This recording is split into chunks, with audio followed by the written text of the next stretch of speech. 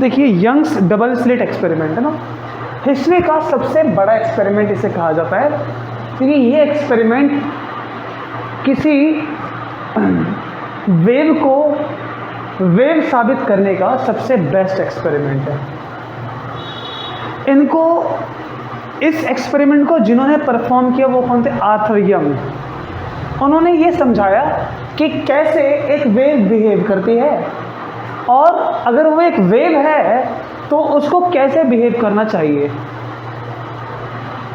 इस एक्सपेरिमेंट को डिज़ाइन कैसे किया गया वो हम देखते हैं, लेकिन एक्सपेरिमेंट था कैसा तो सुनिए। 2 स्लिट ली जाती है जो पतले पतले होल बनाती हैं। अब ये क्यों ली जाती है? तो हमने सीखा है कि जब कभी भी हमें कोहेरेंट सोर्स बनाना हो तो हम इसके थ्रू कोहेरेंट सोर्सेज को अलग अलग बना सकते हैं, और उनको किसी एक पॉइंट पे मीट कराएंगे तो वो पॉइंट जो बनेगा वो या तो डार्क होगा या तो ब्राइट। लास्ट टाइम हमने वीडियो में भी देखा था कि कोहेरेंट सोर्स बनाने के लिए बीम स्प्लिटर का यूज़ भी कर सकते हैं, लेकिन इन्होंने जिस तरह से किया था वो ये था। अब इनका एक्सपेरिमेंट ओरिजिनली इस तरह से डिज़ाइन किया गया कि एक तरफ सोर्स ऑफ लाइट है जो लाइट को छोड़ेगा और लाइट आगे बढ़ेगी। जब वो आगे बढ़ती जाएगी, लाइट बढ़ती जाएगी, इस 2 होल से होते हुए उसको और आगे जाना पड़ेगा। अब हाइजेंस की प्रिंसिपल क्या कहती है कि जो वेव होती है वो अपना एक नया वेव फ्रंट बनाती रहती है, और हर एक नया वेव फ्रंट एक दूसरे वेव फ्रंट को जन्म देगा। तो इस होल पर आते ही यहाँ से लाइट जब आगे की तरफ बढ़ती रहती है तो एक स्क्रीन पर कहीं ना कहीं उसको मीट करना होता है, जहाँ पर हम क्या चाहते हैं? इंटरफेरेंस।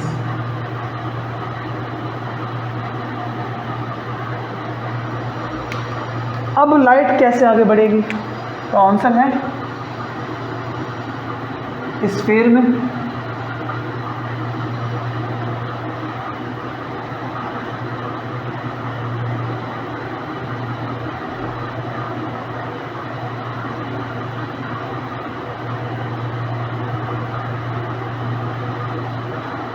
ऐसे बढ़ेगी आगे। जैसे ही वो इस होल के पास आएगी, इस जगह पर, यहाँ पर लाइट का जो एक पॉइंट होगा वो एज ए सोर्स, एक फ्रेश सोर्स की तरह बिहेव करेगा। फिर इससे लाइट कैसे जाएगी?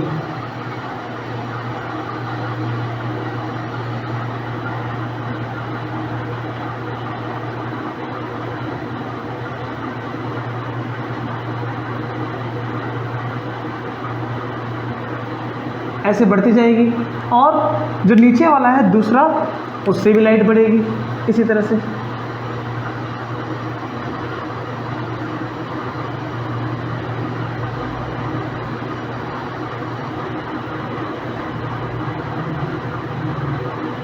ऐसे और ऐसे आगे बढ़ते बढ़ते ये स्क्रीन तक पहुंचेंगी। इनके पहुंचने से स्क्रीन पर क्या इफेक्ट पड़ेगा? तो आंसर है कि जो वेव का क्रेस्ट पे क्रेस्ट, ट्रफ पे ट्रफ आएगा वो बनाएगी ब्राइट फ्रिंज। तो इससे मान लो एक लाइट यहाँ तक पहुँचती है और एक इससे यहाँ तक पहुँचती है, क्योंकि हम जानते हैं कि रे ऑफ लाइट जो है वो वेव फ्रंट पे परपेंडिकुलर होती है। तो ये किसी पॉइंट P पर पहुँचती है और यहाँ पर एक पॉइंट बनाती है, एक सुपरपोज करती है। ये सुपरपोजिशन इसका ब्राइट भी हो सकता है, डार्क भी हो सकता है। और इस स्लिट के बीच से एक लाइन अगर जो हम बनाएं इधर, तो ये जो रे है जो ये वाली जा रही है, ये कहाँ बनती है? तो आंसर है इन दोनों सोर्स के सेंटर में, इधर। और इसको कहते हैं हम सेंट्रल मैक्सिमा, अगर यहाँ पर ब्राइट बने तो। और इम्पॉर्टेंट बात ये है कि यहाँ पर ब्राइट बनता है। सेंट्रल मैक्सिमा या फिर सेंट्रल ब्राइट फ्रिंज।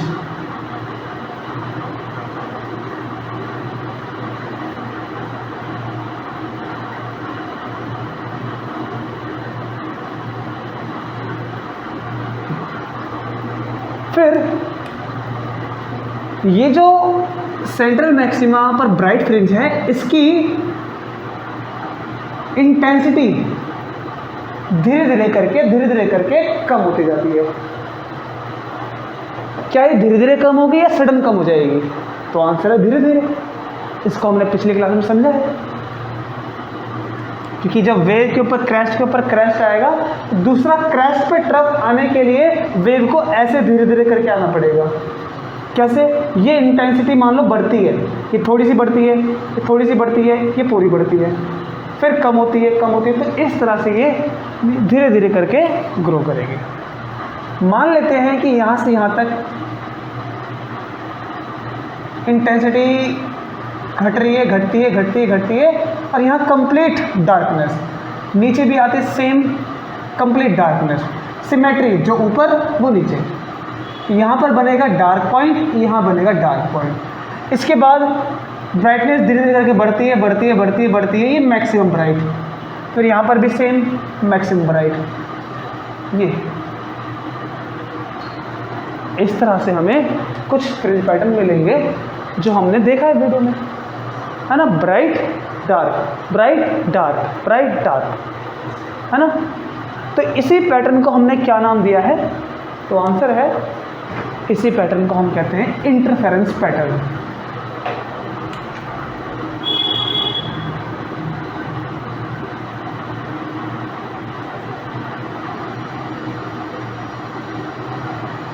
और ये वाइडली यूज किया जा रहा है आजकल। और आजकल जो हम यूज़ करते हैं वो करते हैं माइकलसन इंटरफेरोमीटर, उस सेटअप का नाम जो देखा था हमने, जिसमें बीम स्प्लिटर का यूज़ करते हैं। अब यहाँ के बाद ये जो सेंट्रल मैक्सिमा के बाद ये जो डार्क बना, इसको कहते हैं फर्स्ट डार्क, और ये वाला फर्स्ट ब्राइट, उसके बाद सेकंड डार्क, फिर सेकंड ब्राइट।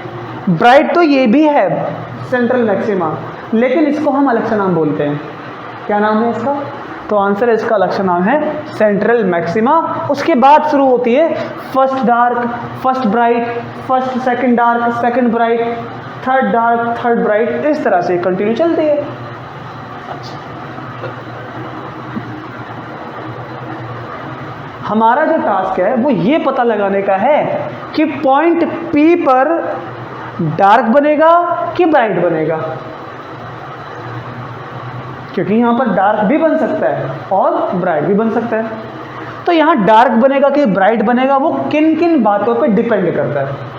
तो आंसर है कि ये स्लिट का गैप कितना है, यहाँ से यहाँ तक की विड्थ इतनी है कि इतनी है, सोर्स से स्क्रीन कितने डिस्टेंस पर है, और सेंट्रल मैक्सिमा से कितने डिस्टेंस पर है, हाइट पर। ये सारे के सारे फैक्टर जो हैं इस बात को अफेक्ट पहुंचाते हैं कि यहाँ ब्राइट बनेगा कि डार्क। तो इसके लिए हम मैथमेटिक्स करेंगे और जनरल फॉर्मुलेशन करेंगे, ठीक है? अच्छा, मैथमेटिक्स के लिए हमें इस एक्सपेरिमेंट के सेटअप को स्केलेटली बनाना पड़ेगा। तो क्या बनाते हैं हम, ध्यान सुनिएगा।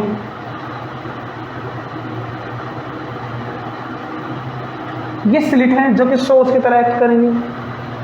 इन स्लिट की जो हाइट है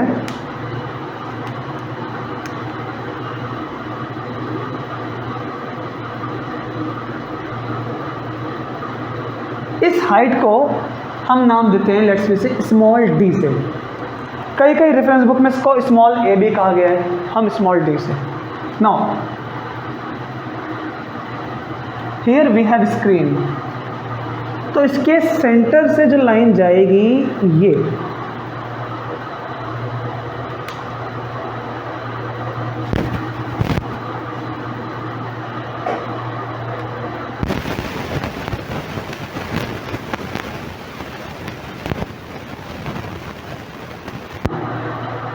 जहां पर ये लाइन कट कर रही है और स्क्रीन पे पहुंचती है, यहाँ क्या बनेगा, सेंट्रल मैक्सिमा। अच्छा, इस सोर्स से जो पॉइंट P इधर बना है,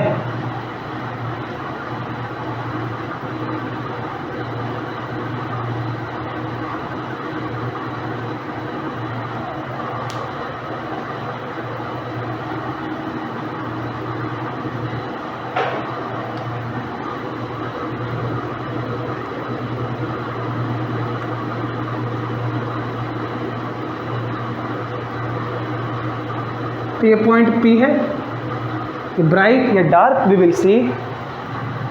ओके, एक मिनट, इसको सेंटर तक करने के लिए मुझे इसको रीअरेंज करना पड़ेगा।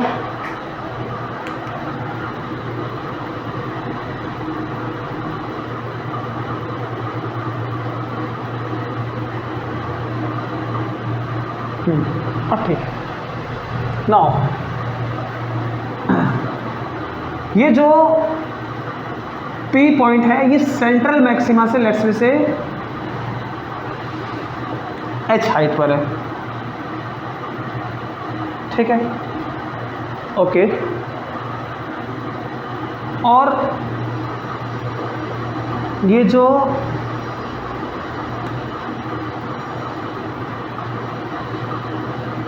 हमने डॉटेड लाइन बनाई है, अगर स्क्रीन पे देखें तो मान लो ये कि M पॉइंट है और ये N है, तो सेंट्रल मैक्सिमा से M ये कितनी डिस्टेंस पर है? वी विल से कि ये दोनों के दोनों सेम डिस्टेंस पर हैं। ये सेंटर से लिया गया है पॉइंट, ये है d/2 क्योंकि पूरा तो पूरा d है, इसका आधा d/2 और ये भी d/2। अच्छा, अब इसकी मैथमेटिक्स पे काम करते हैं। तो पॉइंट ब्राइट है या डार्क, इसको पता लगाने के लिए हम पहले ही पढ़ चुके हैं कि इसका पाथ डिफरेंस क्या होना चाहिए। अगर path difference integral multiple of lambda है यानी कि n लैम्डा, तो ये कहलाएगा ब्राइट पॉइंट। अगर ये ऑड इवन मल्टीपल है, ऑड मल्टीपल है, तो कहलाएगा dark point. So we will find path difference. Even हम इसका फेज डिफरेंस भी फाइंड कर सकते हैं। मैं यहाँ पर पाथ डिफरेंस से बता रहा हूँ, डिफ्रैक्शन में फेज डिफरेंस से बता दूंगा। तो इसका पाथ डिफरेंस क्या होगा? चलो मानते हैं कि ये सोर्स S1 है, ये सोर्स S2 है, तो पाथ डिफरेंस क्या होगा? S2P माइनस S1P, यही तो होगा पाथ डिफरेंस। तो कैलकुलेट करते हैं।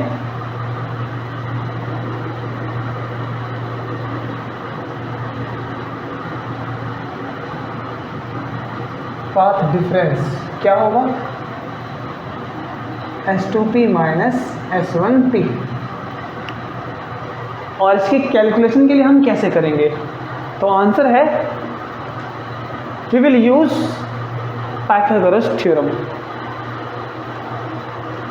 उसके लिए ये हमें पता होना चाहिए कि सोर्स से स्क्रीन या स्लिट से स्क्रीन कितनी डिस्टेंस पर है, कैपिटल D। नाउ ट्राइंगल को हमें दिख रहा है, पहला ट्राइंगल है S1MP, दूसरा S2NP, तो इसलिए यहाँ पर इन ट्राइंगल का यूज कर सकते हो, है ना। तो फर्स्ट S1P स्क्वायर,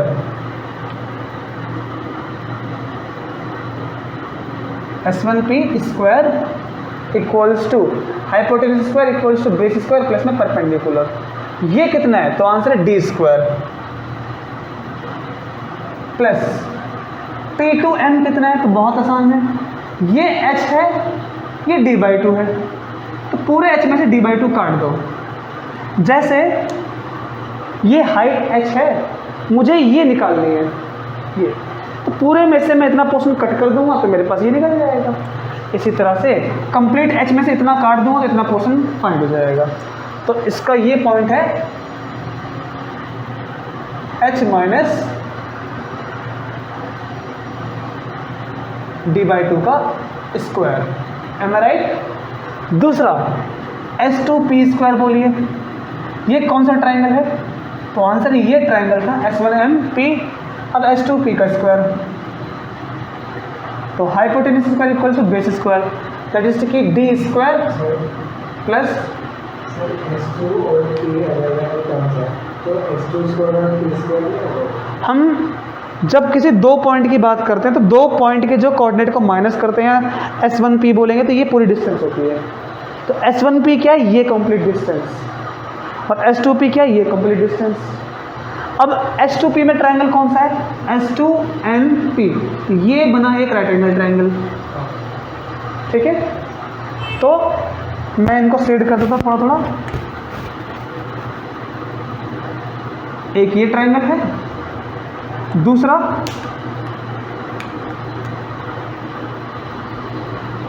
ये ट्रायंगल था, है ना। तो ग्रीन वाले पे देखो, ये वाला ट्रायंगल। तो h2p² equal to d² plus में दिस इज h प्लस में d/2 का whole square.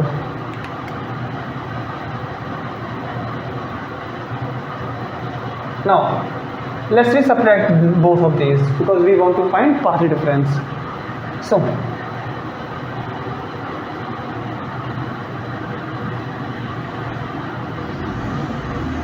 subtracting equation 1 and 2 क्या मिलेगा हमें? h2p² minus s1p²। और ऐसा भी लिख सकते हैं कि subtracting equation 1 from 2। तो इनको माइनस करेंगे तो क्या होगा? माइनस माइनस दोनों कट जाएंगे, तो ये दोनों कट जाएंगे। इनको करेंगे माइनस तो क्या होगा? ये पहले लिखा गया है यहाँ पर, तो ये पहले लिखा जाएगा माइनस, है ना, राइट। पहले ये लिखा गया, फिर माइनस में ये वाली टर्म आएगी। Let's we solve. a plus B का square, a² plus 2 into A into B plus b², correct. फिर माइनस ब्रैकेट लगाते हैं, a² minus 2 into A into B plus b² that is d²/4। Bracket open करते हैं, h² 2 cancel, hd plus d²/4 minus h² minus minus plus, और ये cancel hd, और ये minus और वो प्लस। ब्रैकेट ओपन करेंगे तो minus plus minus. Now h² cancel, ये प्लस वो माइनस, ये प्लस वो माइनस, ये भी कैंसिल। तो फाइनल रिजल्ट हमें क्या मिला कि h2p² minus s1p² 2 times h into D, ये मिला। लेकिन पाथ डिफरेंस ये नहीं है, पाथ डिफरेंस ये है। तो इसके लिए हम आइडेंटिटी ओपन कर लेते हैं इसकी। वी नो कि इसकी आइडेंटिटी क्या है? a प्लस b और a minus b equals to hd। Now अगर हम यहाँ पर एक इंटरफेरेंस चाहते हैं तो स्लिट और स्क्रीन इनके बीच की डिस्टेंस ज़्यादा नहीं होनी चाहिए, या कहें कि ज़्यादा होनी चाहिए। तो आंसर है कि ये डिस्टेंस कितनी होगी, ये तो हम निकालेंगे फॉर्मूले से जब आगे डिराइव होगा ये। लेकिन एक बात पक्की है, ये जो है S1p पाथ और दूसरी वेव का S2p पाथ, ये आपस में बहुत क्लोज होना चाहिए। अगर ये दोनों क्लोज नहीं हुए तो इंटरफेरेंस बनेगा ही। ये दोनों क्लोज कब होंगे? जब d बहुत ही छोटा होगा, ये हम देखेंगे आगे, तब इंटरफेरेंस कैसे बनेगा। तो अभी के लिए हमें इन दोनों को बहुत क्लोज मानना पड़ेगा, जिसकी वजह से हम ये कह सकते हैं कि S2p और S1p दोनों लगभग सेम है। अगर दोनों इक्वल हैं तो दोनों ऐड हो जाएंगे और यहाँ माइनस हो जाएंगे तो यहाँ जीरो हो जाएगा। नहीं, जीरो करना होता तो हमें पाथ डिफरेंस नहीं फाइंड करना, इनका पाथ डिफरेंस बहुत ही छोटे से चलेगा। इनका पाथ डिफरेंस बहुत ही छोटे फॉर्म में चलेगा, क्योंकि बहुत ही कम होना चाहिए। अगर इसको जीरो कर देंगे तो नहीं निकाल पाएंगे कैलकुलेशन। लेकिन हाँ, जब कोई भी दो क्वांटिटी बहुत क्लोज हो आपस में, मतलब कि पहले तो थोड़ी सी डिफरेंस था, उनमें गैप है, लेकिन एडिशन के वक्त उनको हम राउंड ऑफ करके लगभग सेम मान सकते हैं। कि एडिशन है तो दोनों को सेम मान सकते हैं, माइनस हो तो दोनों को सेम नहीं मानेंगे, क्योंकि माइनस के वक्त हमारे पास जो ऑपरेशन है वो ये कहता है कि अगर डिफरेंस है तो डिफरेंस चलेगा, तो इसको निकालना है तो ये ऐड हो जाएगा। और ये दोनों बहुत क्लोज हैं, तो इस तरह इसलिए जितनी स्क्रीन डिस्टेंस की सोर्स से है, ये स्क्रीन ये सोर्स, इसकी डिस्टेंस d है, तो इनका पाथ जो होगा S1p और S2p ये कितना बन जाएगा, तो आंसर है 2d। क्यों 2d? क्योंकि ये भी d मानेंगे और ये भी d मानेंगे, इसको ज़्यादा गैप नहीं देंगे, तो ये भी एक सीधी लाइन की तरह ही अपीयर होगा। ये ऐसा नहीं कि आपका इंटरफेरेंस यहाँ बनेगा। अगर मेरे सामने सोर्स है, वहाँ स्क्रीन है, फॉर एग्जांपल ये सोर्स वो स्क्रीन, तो इंटरफेरेंस ऐसे फैलेगा नहीं, क्योंकि यहाँ से ये डिस्टेंस अलग है, ये डिस्टेंस अलग है। इंटरफेरेंस जो बनेगा वो कैसे बनेगा, तो आंसर है इतने इतने गैप में, यहाँ से लेकर के यहाँ बस।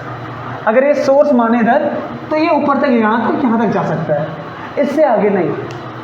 तो अगर ये यहाँ से लेकर के यहाँ तक जाता है और यहाँ तक जाता है, तो जो डिस्टेंस ये वाली है वही डिस्टेंस लगभग ये वाली और ये वाली मान सकते हैं। लेकिन अगर यहाँ से लेकर के या फिर यहाँ पर मानो सोर्स है, पैटर्न यहाँ तक बन रहा है, पैटर्न यहाँ तक बन रहा है, तो वो गलत हो जाता है। ऐसे में पैटर्न बनना पॉसिबल नहीं हो पाता, या फिर कहें तो कुछ ना कुछ एरर आनी स्टार्ट हो जाती है। तो इसलिए ये भी d मान सकते हैं और ये भी d मान सकते हैं।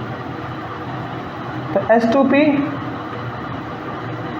Approx equals to S1p and both approx equals to d। दोनों को ऐड करेंगे तो क्या मिलेगा हमें, S2p माइनस S1p, ये जो पाथ डिफरेंस है ये कितना मिलेगा, ये 2d डिवाइड में आ जाएगा, तो 2hd अपॉन में 2d, ये कैंसिल। तो पाथ डिफरेंस कितना आया, जनरली फॉर्मूला उसका आया ये।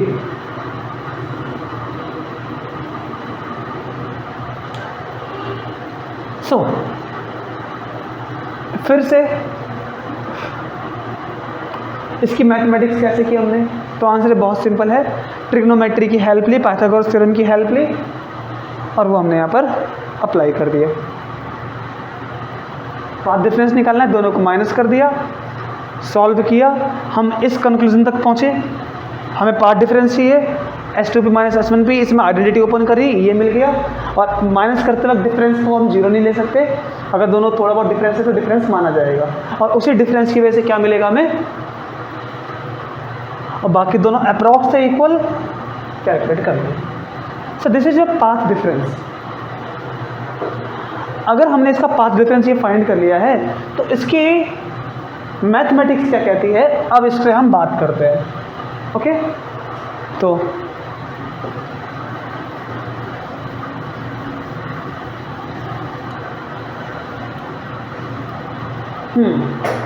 अगर ये पाथ डिफरेंस n लैम्डा का मल्टीपल हुआ, तो ये क्या कहलाएगा, ब्राइट पॉइंट। तो इसलिए कंडीशन फॉर ब्राइट फ्रिंज। अच्छा, फिर से ये जो पॉइंट P है, ये ब्राइट कब होगा और डार्क कब होगा, इसका पता लगाने जा रहे हैं हम। तो इसीलिए मैथमेटिक्स में इन सबको पढ़ना ज़रूरी है, और इसीलिए हमने पहले से कह रहा था कि पाथ डिफरेंस को समझना और फेज डिफरेंस को समझना हमारे लिए कंपलसरी है। इसी से हमें पता लगेगा कि इसमें क्या होने वाला है।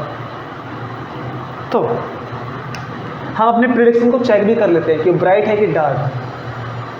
जब हम एक्सपेरिमेंट परफॉर्म करते हैं तो उस पॉइंट पे ब्राइट बनेगा कि डार्क बनेगा, तो हम यहाँ से मैथमेटिक्स से पहले पता लगाते हैं, फिर प्रेडिक्शन करते हैं। अगर प्रेडिक्शन हमारी ठीक जाती है तो हमारा एक्सपेरिमेंट सही कंडक्ट हो रहा है, गलत होती है तो कहीं ना कहीं एरर है किसी न किसी की वजह से, या तो कोई नई चीज़ का डिस्कवर हो जाता है या फिर एरर का पता लग जाता है।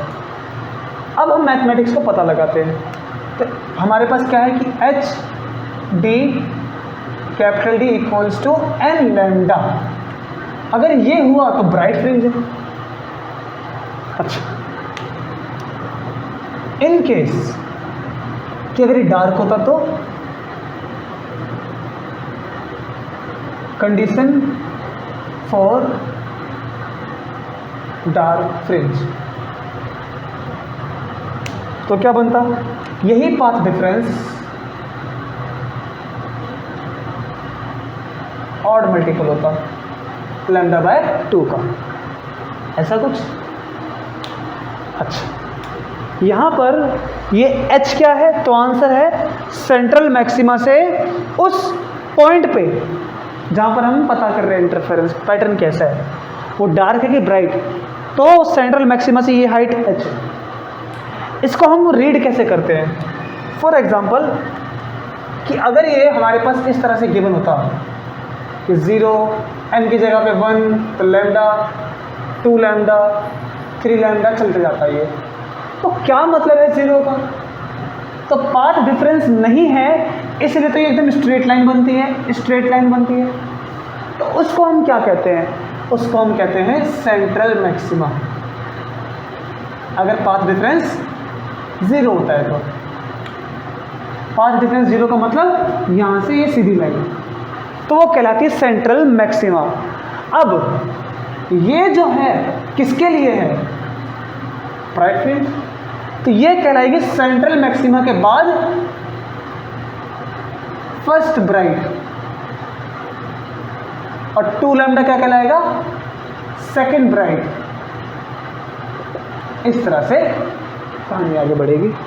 और सेम केस यहाँ पर, अगर ये हमारे पास इस पैटर्न में होता कि 3 लैम्डा 5 लैम्डा 7 लैम्डा में चलता जाता, गलत, हमें लैम्डा बाय 2 लेना है यहाँ पर, ठीक है ना। इसलिए याद रहे कि इसमें लैम्डा बाय 2 का केस बनता है। कैसे कैसे बनेगा, 1 रखेंगे n की वैल्यू, 2 1 जा 2, -1 1 लैम्डा बाय 2, फिर 2 रखेंगे, 2 2 जा 4 -1 3 3 lambda by 2, 5 lambda by 2, 7 lambda by 2, और ये चलता जाएगा। तो अब यहाँ पर सेंट्रल मैक्सिमा के बाद फर्स्ट डार्क, ये वाला, ये क्या है, सेकंड डार्क, वो क्या है, थर्ड डार्क। तो इस तरह से ये चलता जाएगा आगे। हमने ये तो दे दिया प्रेडिक्शन कि ये ऐसा होगा, इसके आगे की कहानी इससे भी ज़्यादा खूबसूरत है। तो हमने अभी तक पहले क्या निकाला, तो आंसर है पाथ डिफरेंस, जिसकी वजह से इसका पैटर्न कैसा होगा वो पता लग रहा है। अब हम क्या निकालेंगे, ध्यान से देखना, ये कंडीशन पता कर लिया हमने। अब हमारी नेक्स्ट होगा कि ये पता लगाएंगे कि थर्ड ब्राइट जो बनेगा वो किस हाइट पे बनेगा आफ्टर सेंट्रल मैक्सिमा। तो सेंट्रल मैक्सिमा से थर्ड ब्राइट जो कि ये वाला होगा, ये किस हाइट पर होगा, हाइट मतलब यहाँ से लेकर के यहाँ तक, ये क्या हाइट होगी, किसकी हाइट पूछना चाहता हूँ मैं, थर्ड की, फिफ्थ की, सेवन्थ की। तो ये मुझे पता लग जाएगा, तो मैं इसको देता हूँ लेट्स से एच nth, मतलब कि nth जो पैटर्न मिला है ये वाला nth ब्राइट, वो nth ब्राइट की हाइट क्या होगी, कैसे निकालेंगे फॉर्मूला, देखो हाइट ऑफ nth ब्राइट क्या होगा, तो आंसर है h निकालो, h n इक्वल्स टू इससे multiply n d capital D denominator में मल्टीप्लाई स्मॉल d यहाँ आ जाएगा और ये lambda. So this is height of nth bright. Similarly अगर हम नेक्स्ट चाहें तो हाइट ऑफ nth डार्क भी निकाल सकते हैं। तो हाइट ऑफ nth डार्क। ये कितना बनेगा? तो ये रहा h nth, किसके लिए है? ये डार्क के लिए। तो इसको हम ND लिखते हैं और इसको NB। हाँ, कितना होगा? 2n - 1 capital D multiply small d divide और λ/2, क्योंकि इसको निकालेंगे तो इधर इधर तो ये बन गया वही λ/2। So this is height of nth dark. लेकिन इसकी क्या मैथमेटिक्स है? ओके, देखिए अब अगर हमारा थर्ड ब्राइट फ्रिंज है तो थर्ड की हाइट क्या होगी? देखो, ये हाइट किस पे डिपेंड करती है? अगर स्क्रीन के बीच में स्लिट है वो बहुत ही क्लोज होती है ऐसे करके, तो क्या होगा? तो होगा ये कि हम और ऊपर तक ब्राइट बना सकते हैं। कौन सा ब्राइट? Third bright. कहने का मतलब कि थर्ड ब्राइट अभी यहाँ तक बन रहा है जनरली, मैंने इस स्लिट की डिस्टेंस को कम किया तो यही थर्ड ब्राइट कहाँ बनेगा? इस साइड पे। तो ये एक्सपेरिमेंट सेटअप जब किया जाता ना लैब में, तो याद रखना कि अगर आपने स्लिट के बीच की डिस्टेंस कम की, एक स्क्रू गॉज होता है एक्सपेरिमेंट में, स्क्रू यहाँ से घुमाते हैं, स्लिट पास आती है, स्लिट पास आती है, स्लिट पास आएगी तो क्या होगा बताओ? इससे बोल के बताओ। तो थर्ड ब्राइट फ्रिंज जब स्लिट पास आएगी तो वो और हाइट पर जाएगा। पहले जो इस हाइट पर है वो अब वो यहाँ दिखाई देगा, वही थर्ड ब्राइट। नेक्स्ट, अब D को वैसा का वैसा रहने दो, इसको यहाँ पर, क्योंकि जब हम किसी दो क्वांटिटी की बात करें बाकी सब कांस्टेंट। अब दूसरी बात, थर्ड ब्राइट फ्रिंज तो ये फिक्स कर दिया हमने, ये किसी वेव के लिए फिक्स। इसकी बात करो, अगर मैंने सेपरेशन को बढ़ा दिया तो क्या हो सकता है? मैंने सेपरेशन को जैसे ही बढ़ाया, वही जो थर्ड डार्क फ्रिंज था, इसको बढ़ाने से यहाँ पर घटा रहे थे, यहाँ पर इसको डिक्रीज कर रहे थे, और यहाँ पर D को हम इंक्रीज कर रहे हैं। इन दोनों ही केस में क्या होगा? जो थर्ड ब्राइट है वो ऊपर बनेगा। या तो आप इसको कम कर लो या तो आप स्क्रीन दूर ले जाओ। समझ में आया?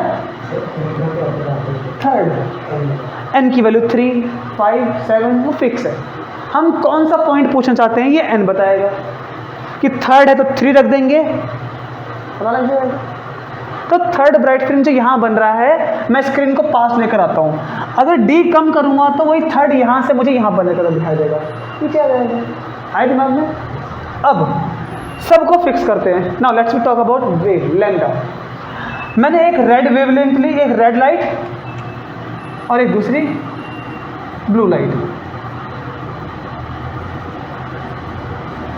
बताओ किसका थर्ड फ्रिंज या फिर फिफ्थ फ्रिंज मैक्सिमम हाइट पर जाएगा? कौन सा ऊंचा बनेगा? दोनों का थर्ड बनेगा। दोनों का क्या बनेगा? थर्ड। और सेंट्रल मैक्सिमा से first dark, second bright. Central maxima से first bright, second bright, third bright. तो किसकी हाइट ज़्यादा होगी? रेड वाले की यहाँ से यहाँ तक होगी कि रेड वाले की यहाँ से यहाँ तक होगी? तो लेट्स वी सी, किसकी वेवलेंथ ज़्यादा होती है, रेड की कि ब्लू की? तो आंसर है रेड वाले की। तो जब रेड वाली की वेवलेंथ ज़्यादा है तो वो थर्ड उसका फ्रिंज यहाँ तक बन सकता है।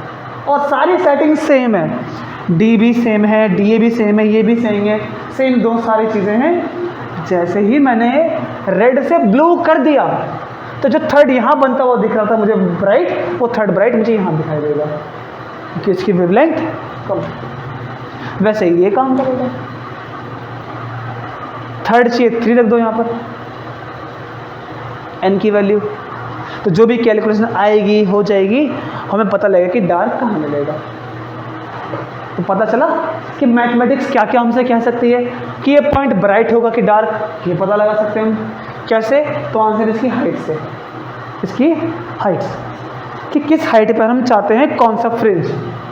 अगर हम चाहते हैं ब्राइट फ्रिंज फिफ्थ हाइट पर, फिफ्थ ब्राइट, तो फिफ्थ ब्राइट के लिए हम कंडीशन क्या क्या रखेंगे? यहाँ से सेटअप बना के रखेंगे, कैलकुलेशन रहेगी हमारे पास तो हम उसमें चेंजेस ला सकते हैं। अच्छा, मान लीजिए एक्सपेरिमेंट के टाइम पे आपको दिक्कत आ रही है क्या, तो आंसर है कि ब्राइट और ये ब्राइट, डार्क ये डार्क, ये डिस्टेंस स्केल से आप नहीं कैलकुलेट कर पा रहे क्योंकि बहुत छोटी है। तो ये विड्थ बढ़ा दो सेंट्रल मैक्सिमा से फर्स्ट डार्क, इसकी लेंथ को बढ़ा दो। कैसे बढ़ाएंगे लेंथ?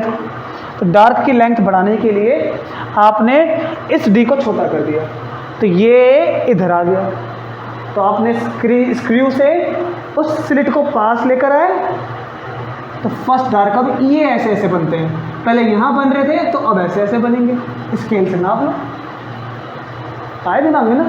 सर अगर हमने कैपिटल डी बढ़ा दिया, हाँ, स्क्रीन को ले,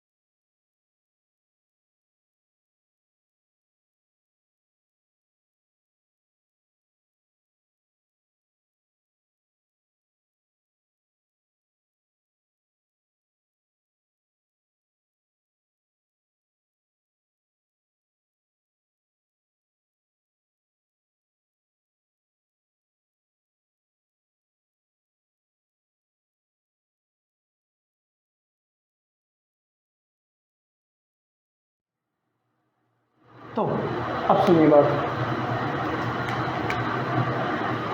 ब्राइट वाला पॉइंट जो है वो यहाँ से लेकर के यहाँ तक हमें रोशनी दे रहा है, यहाँ से लेकर के यहाँ तक की रोशनी दे रहा है, लेकिन कहाँ रोशनी पूरी तरह से खत्म? इस पॉइंट पे और इस पॉइंट पे, है ना? अच्छा, फिर से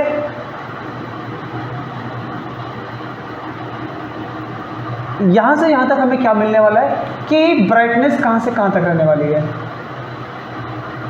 विड्थ ऑफ ब्राइट फ्रिंज हमें दो डार्क के बीच में मिलेगी, कि दो डार्क के बीच में जाहिर सी बात है दोनों डार्क है, उनके बीच में क्या होगा? ब्राइट होगा। अब यहाँ से यहाँ तक की बात करो, देखो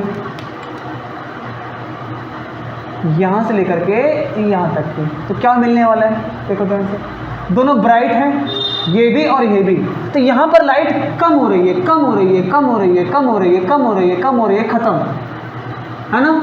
जो नीचे था पैटर्न कि कम हो रही है, कम हो रही है, कम हो रही है, कम हो रही है, खत्म। उसके बाद यहाँ से यहाँ तक बताओ क्या होगा?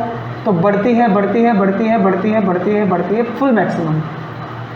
तो जब तक ये फुल मैक्सिमम नहीं है तब तक क्या मिलेगा? थोड़ा थोड़ा डार्क।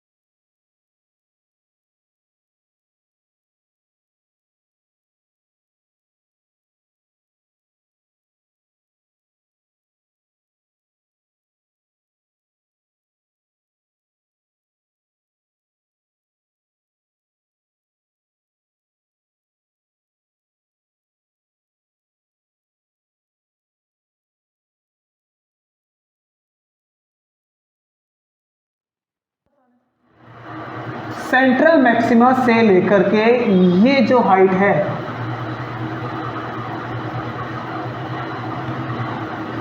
इस हाइट में से अगर हमने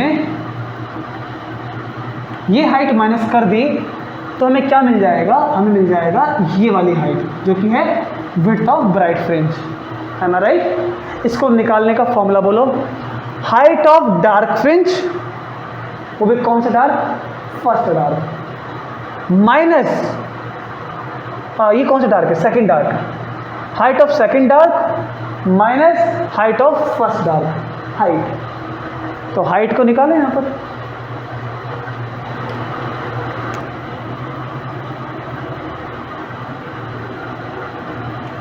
हाँ, विड्थ ऑफ ब्राइट फ्रिंज, और सारी की सारी विड्थ सेम निकलती है।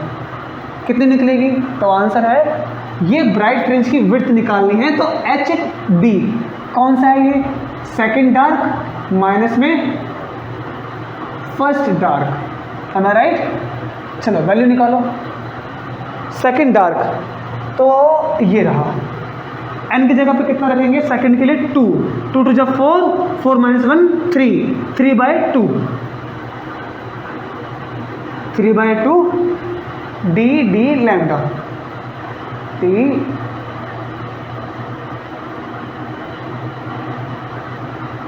माइनस फर्स्ट डार्क बोलो 1 रखो, 2 1 2, 2 माइनस 1 1, 1/2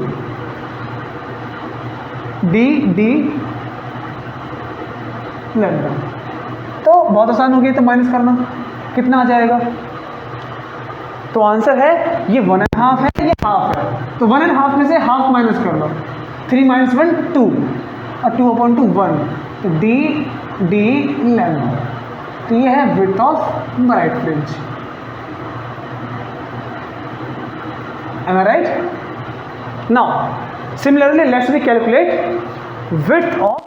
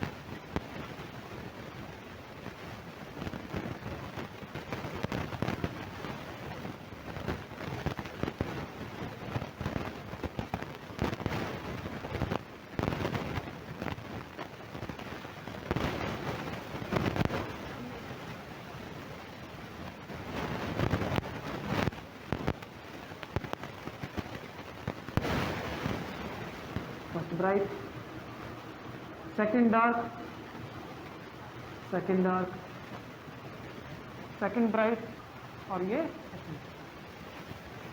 सबके वेट हमें पता है half D by D lambda, ऊपर भी half D by D lambda, इसलिए इसको जोड़ेंगे, ऐड करेंगे तो हाफ डी बाई डी